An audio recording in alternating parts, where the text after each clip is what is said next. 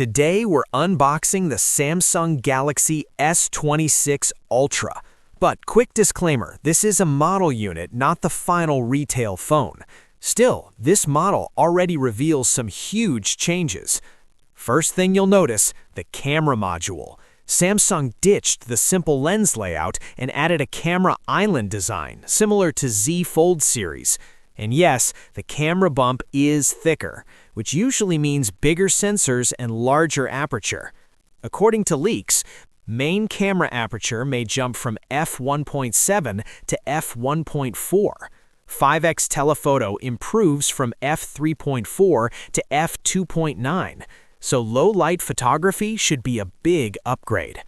There's also a rumor of a new 24-megapixel portrait mode, possibly coming later via software update. Now let's talk design. The S26 Ultra is thinner, around 7.9 millimeters compared to 8.2 millimeters on S25 Ultra. Corners stay rounded, making the phone feel sleeker in hand. Buttons stay the same, no weird new camera button, thankfully. S Pen is still here, which is a big win for Ultra fans. Good news on connectivity. S26 Ultra is rumored to support eSIM in more regions. On the back, Samsung plans 6 color options, with purple expected to be the main highlight color. Another big upgrade, magnetic support is coming to the back, meaning MagSafe-style accessories will finally work. Battery gets a bump to 5,500 milliamps, and wired charging may increase to 60 watts, not revolutionary but still welcome. Front display is interesting too. Samsung is testing a privacy display technology, so people beside you can't see your screen without any extra privacy glass.